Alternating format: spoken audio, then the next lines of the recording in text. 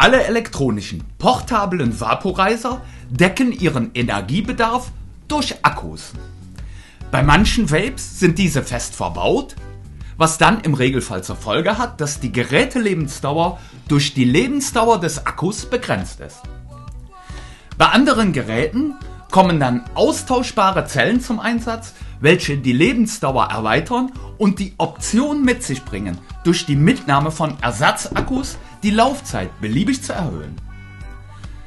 Bei diesen austauschbaren Akkus, welche in verschiedenen Formen und Farben, schaut mal hier, existieren, handelt es sich um ungeschützte Lithium-Ionen-Industriezellen, die eine sehr hohe Energiedichte in sich aufnehmen können. Wie der Name schon sagt, sind diese Akkus ungeschützt. Das heißt, dass sie über keine eigene Schutzelektronik verfügen, welche sie im Ernstfall, zum Beispiel im Falle eines Kurzschlusses, abschaltet. Das macht diese Zellen zu einem oft unterschätzten Risiko, was dann fatale Folgen haben kann. So möchte ich in diesem Video einmal genau auf Akkus, ihre Technik und auf den sicheren Umgang mit ihnen eingehen. Hier schauen wir zunächst einmal auf verschiedene Zellen, ihre technischen Daten und auf die Unterschiede in der Chemie. Dann werden wir einmal gemeinsam durchgehen, wie wir den passenden Akku zu einem Gerät bestimmen. Danach reden wir über ein paar Sicherheitsregeln, die uns bei Beachtung einen absolut sicheren Umgang mit diesen Zellen ermöglicht. Anschließend schauen wir einmal darauf, wie es möglich ist, die Lebensdauer unserer Zellen durch geschicktes Laden und Nutzen zu erhöhen. Na, da lohnt es sich doch heute wieder einmal besonders dran zu bleiben. Heute wird es elektrisierend.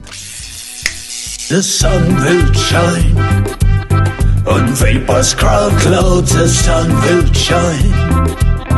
Vaping Crowd Cloud, smart vape designs, healthy bath in modern times, make you feel fine, the sun will shine.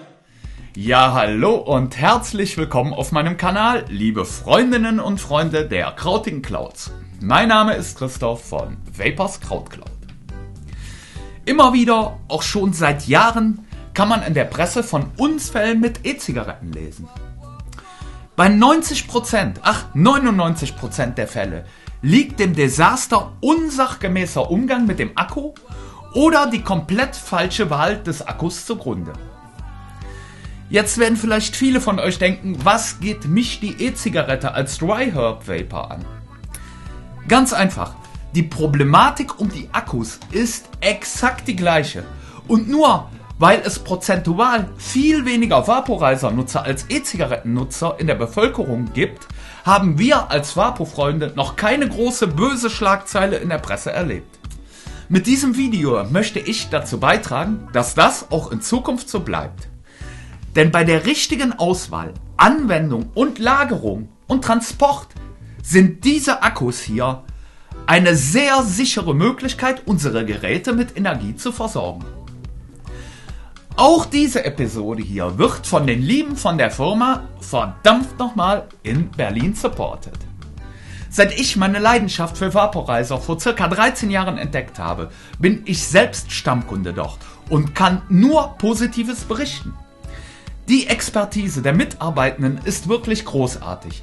Die Warenpalette ist meines Erachtens die bestausgewählte und breiteste in ganz Europa und der Versand ist immer im Ratzfatz-Modus unterwegs. Die Leute, die dort arbeiten, sie leben wahrhaft Vaporizer und dealen nicht nur damit. Und wenn euch gefällt, was ich hier mache und ihr meinen Kanal unterstützen wollt, findet ihr unter dem Video einen Link, der euch zu einem dicken grünen Button auf meiner Homepage führt. Wenn ihr da vor eurem Einkauf draufklickt, aktiviert ihr meinen Affiliate-Link bei Verdammt Normal und ich bekomme etwas von eurem Einkauf ab, ohne dass es euch auch nur einen einzigen Cent mehr kostet. Was da an Kohle eingespielt wird, kommt dann diesem Kanal auch direkt wieder zugute. Herzlichen Dank für euren Support. So, zu den Akkus. Schaut mal, ich habe hier ein paar verschiedene Exemplare für euch. Sie kommen in verschiedenen Größen und Farben daher und gehören alle der Gruppe der Lithium-Ionen-Akkus an. In den meisten unserer Geräte kommen die sogenannten 18650 Zellen zum Einsatz. Das sind diese hier. Dabei benennt die 18 im Namen den Durchmesser der Zelle und die 65 die Länge der Zelle in Millimetern. Also haben diese Akkus einen Durchmesser von 18 mm bei einer Länge von 65 mm. So hat denn zum Beispiel diese hier, seht ihr, die ist etwas kürzer, die 18500er Zelle, demzufolge einen Durchmesser von 18 mm und eine Länge von 50 mm. Und schaut mal, diese 18350 hier demzufolge einen Durchmesser von 18 mm und nur eine Länge von 35 mm. Alle diese Zellen hier haben gemeinsam, dass sie über eine Nennspannung von 3,7 Volt verfügen. Nun kommen unter der Hauptgruppe der Lithium-Ionen-Akkus bei unseren Vaporizer-Akkus verschiedene Metalle in der Chemie zum Einsatz. Schaut mal, ich habe hier zwei verschiedene Akkus, welche mit Vaporizern ausgeliefert werden. Hier oben haben wir die Molicel-Zelle, die mit dem TinyMite 2 kommt, und hier unten haben wir eine aus dem Hause Samsung, welche mit dem Eraser 2 kam. Wenn wir jetzt einmal hier vergleichen, sehen wir, dass wir es beim Molicel mit einem INR-Akku und beim Samsung mit einem ICR-Akku zu tun haben. Nun, was heißt das und wo liegt hier der Unterschied? So lasst uns einmal auf die Bedeutung der Buchstabenkombi schauen. Das I in den beiden Buchstabenkombis steht hier für die Obergruppe I für Ion. Also es sind beides Lithium-Ionenzellen. Das N bei der Molicel steht für Nickel, das C bei der Samsung hingegen für Kobalt. Das R, was wieder bei beiden gleich ist, gibt die Bauform an. In diesem Fall also round, rund, es ist ein runder Akku. So haben wir es generell bei unseren Vapo-Akkus mit verschiedenen Akkugruppen zu tun. Einmal die INR- und IMR-Zellen und eine andere Gruppe, das sind die ICR-Zellen. Was unterscheidet diese denn nun und welcher Typ kommt in welchem Gerätetyp zum Einsatz? Generell kann man es einmal so sagen, dass der ICR mit seiner Kobaltchemie eher der Dauerläufer ist. Er hat meist eine hohe Aufnahmekapazität, bei der eine relativ geringe Dauerstromabgabe möglich ist. So kommen diese Zellen in nicht so leistungsstarken Geräten wie zum Beispiel den DaVinci IQ oder den Horizon zum Einsatz. Die INR- und IMR-Zellen hingegen können mit ihrer Nickel- oder im Falle der Kennzeichnung durch ein M mit ihrer Manganchemie nicht ganz so viel Energie in sich aufnehmen, können aber sehr hohe Ströme in kurzer Zeit abgeben. So kommen diese dann in Geräten wie zum Beispiel dem TinyMite 2 zum Einsatz, der auch mal fähig ist, so eine Zelle richtig zu belasten. Nun ist gerade in der letzten Zeit unglaublich viel Bewegung in der Akkuentwicklung und so muss man auch sagen, dass sich die verschiedenen Akkugruppen in ihren Leistungseckdaten auch immer mehr aneinander annähern. Die Angabe der Milliampere-Stunden gibt bei einem Akku hingegen an, wie viel Energie so eine Zelle speichern kann. Diese Information findet ihr denn meist in den Angebotsbeschreibungen der Verkäufer oder aber im Datenblatt der Akkuhersteller. Je höher dieser Wert ist, desto mehr Energie können die Zellen aufnehmen. Nun, der alles entscheidende Wert bei der Auswahl unserer Akkus für ein Gerät ist die Angabe über den möglichen Entladestrom. Diese Angabe wird uns in Ampere angegeben. So kann diese Molicel hier zum Beispiel konstant 28 Ampere abgeben. Der Samsung hier, der im Ferkelsgewand daherkommt, wird hingegen schon bei mehr als 8 Ampere dusselig. Ein gutes Gerät sollte nun anhand der Sicherheitselektronik erkennen, wenn vom Nutzer ein nicht ausreichender Akku eingelegt wird und ein Einschalten direkt unmöglich machen. Leider ist bis jetzt meines Wissens nach Ilvape hier der einzige Hersteller, der seine Sicherheitsfeatures zur Überwachung der Zellen in den Schaltkreisen benennt. Da wünsche ich mir dringlichst Nachbesserung von allen anderen Herstellern. Aber wie finden wir denn nun heraus, welcher Akku für unser Gerät taugt? Im Datenblatt zu euren Vapos werdet ihr immer die Angabe finden, welche Leistung euer Gerät zieht. Dieser Wert wird in Watt angegeben. Nun will ich hier kein Elektronikseminar abziehen, deswegen halte ich es ganz einfach. Ihr nehmt die in Watt angegebene Leistung und teilt sie durch die Akkuspannung, die bei unseren Zellen hier immer 3,7 Volt entspricht. Dann erhaltet ihr die Stromstärke, die dem Akku durch das Gerät entnommen wird, in Ampere. Gehen wir das Ganze doch einfach mal praktisch am Beispiel des TinyMate 2 hier durch. Er verfügt über eine Leistung von 75 Watt. Hier finden wir denn die Angabe sogar schon direkt hier auf dem Karton. Diese teilen wir nun durch die Akkuspannung von 3,7 Volt und erhalten so den Stromstärkewert von ca. 20 Ampere. Hier solltet ihr dann bei eurer Auswahl unbedingt noch immer etwas Luft nach oben lassen. So wäre hier beim TinyMate 2 ein Akku, der 25 Ampere vertragen kann, eine gute Wahl. Und wenn wir nun noch einmal auf den mitgelieferten Molicel schauen, sehen wir auch, dass dieser hier mit einem Entladestrom von 28 Ampere perfekt gewählt ist. Nun hört man immer wieder einmal davon, dass Akkus explodieren. Nun, das stimmt so nicht ganz. Im Falle einer Überlastung können sie unter heftiger Hitzeentwicklung entgasen. Eine solche Überlastung kann ganz simpel und auch ganz schnell durch einen Kurzschluss entstehen.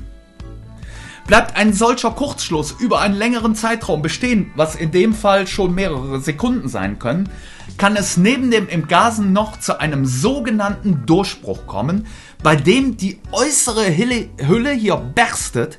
Hier können dann Stichflammen mit einer Temperatur von bis zu 800 Grad Celsius rausschnalzen. Und das will wohl keiner von uns erleben. Diese Kurzschlüsse passieren viel öfter als man denkt und sie geschehen meist durch Unwissenheit und durch Unachtsamkeit. So ein Akku ohne Schutzhülle zusammen mit einem Schlüsselbund in der Tasche, da ist es ja nur eine Frage der Zeit, bis der hochgeht. Auch Kleingeld mit einem unverpackten Akku in der Tasche hat schon oft genug ganze Dienste hier geleistet. Und wirklich, gerade in der Hosentasche ist es schon zu ganz, ganz bösen Verletzungen gekommen. Also Angst vor diesen Akkus ist mit Sicherheit nicht vonnöten. Aber eine Portion Respekt ist definitiv angebracht. So lasst uns da jetzt einmal drauf schauen, welche Sicherheitsregeln wir im Umgang mit den Akkus beachten sollten. Hier wäre dann die erste Sicherheitsregel. Wann immer ihr diese Akkus hier nicht im Gerät oder in einem Ladegerät habt, sollten sie in einem für sie vorgesehenen Kästchen aufbewahrt werden. Schaut mal, hier ist so eines. Diese Dinger gibt es in allen Farben und Formen, wasserdicht, nicht wasserdicht, für ganz kleines Geld. Und sie sind wirklich super wichtig und essentiell. Also immer in ein solches Döschen packen. Wann immer ihr euch Zellen kauft, bitte kauft direkt so ein Döschen mit. Sicherheitsregel Nummer 2. Und zu dieser Sicherheitsregel müsst ihr wissen, dass die ganze äußere Hülle unter der Isolierung hier als Minuspol bei der Batterie angelegt ist. Das heißt, dass ihr immer bitte darauf achtet, dass die Isolierung an der Außenseite nirgendwo beschädigt ist. Falls dies der Fall ist, sortiert den Akku bitte aus oder versorgt ihn mit einer neuen Hülle. Ganz wichtig. Die dritte Sicherheitsregel. Es ist ratsam, auch Lithium-Ionen-Zellen nie zu laden, wenn man außer Haus ist. Egal ob nun im Gerät selbst oder in einem Ladegerät extern. Aber das gilt genauso für unsere Dampfakkus wie für alle anderen Geräte im Haushalt auch, die mit Lithium-Ionen-Akkus betrieben werden. Die vierte Sicherheitsregel. Kauft eure Zellen bitte nur beim Fachhändler. Und bitte keine windigen Angebote auf Amazon, eBay und Co. Auf dem Akkumarkt wird wirklich ultra viel gefaked. Ohne dass wir Endkonsumenten auch nur die geringste Chance hätten, hier Fake vom Original zu unterscheiden. Und an dieser Stelle wird es dann wirklich wortwörtlich brandgefährlich. Bitte betrachtet den Akkukauf genauso als Vertrauenssache wie den Kräuterkauf. Unter dem Video hier habe ich eine Liste für Akkus für euch zusammengestellt, welche von ihren Eckdaten alle so stark sind, dass ich sie uneingeschränkt für alle elektronischen portablen Vaporizer zur Trockenkrautverdampfung empfehlen kann. Vielleicht sind die von mir vorgeschlagenen Zellen dann für das ein oder andere Gerät etwas überqualifiziert. Aber wenn ihr einen Akku mit Luft nach oben verwendet, ist das immer eine gute Sache und nie verkehrt. Dann wollen wir noch einmal kurz auf die Lebensdauer der Akkus blicken und ob wir Einfluss darauf haben. Hier gibt es zwei größere Faktoren, über die wir die Lebensdauer unserer Zellen beeinflussen können. Egal, ob diese jetzt fest verbaut oder auswechselbar sind. Zum einen altert ein Akku wesentlich langsamer, wenn er meist im Ladezustand zwischen 20 und 80% betrieben wird. Also, wenn ihr nicht unbedingt die volle Kapazität eurer Vapes benötigt, kann es sehr dienlich sein, die Zellen immer nur ein wenig über 3/4 zu laden und ihn womöglich schon wieder nachzuladen, bevor er ganz leer ist. Das bringt wirklich erstaunlich viel in der Lebensdauer. Dann kann ein Akku wesentlich länger leben, wenn er mit geringer Stromstärke geladen wird. Nehmen wir einmal als Beispiel hier den Mighty Plus. Es ist bei diesem Gerät super schön, dass er mittels einem Schnelllader in 40 Minuten auf 80% geladen ist. Aber auch hier stresst die Schnellladung die Zellen, was dann auf Dauer zu einer Verringerung der Lebenszeit führt. Also wenn ihr Zeit habt, lasst eure Vapes ruhig mit so einem guten alten 1 Ampere Charger über viel Zeit laden. Das gilt natürlich für alle Geräte und auch für das externe Laden der Lithium-Ionen-Akkus. Auch ich lade extern meine Zellen im Ladegerät immer nur mit 1 Ampere, um ihnen ein langes Leben zu ermöglichen. Wenn man diese Punkte beherzigt, kann man die Lebenszeit der Akkus und damit auch oftmals die eurer Geräte ordentlich verlängern. Nun, ihr Lieben, hatten wir heute mal wirklich ein staubtrockenes Thema. Und ich habe versucht, schon das Video so kompakt wie möglich zu halten. Es war mir aber schon lange daran gelegen, dieses Video einmal zu machen, da es mir halt wirklich Sorgen bereitet, was ich oft im Umgang mit diesen Akkus zu Gesicht bekomme. Wenn ihr an weiteren spannenden Videos rund um das Thema thermische Extraktion von Trockenkräutern interessiert seid, kann ich euch nur wärmstens meinen YouTube-Kanal und meine Homepage ans Herz legen. Auf dieser Webseite können dann auch all meine 18+ Videos unter einfacher Altersabfrage angesehen werden. Und wenn euch dieses Video trotz dem trockenen Stoff gefallen hat, würde ich mich riesig freuen, wenn ihr ein Like und vielleicht sogar ein Abo dalasst.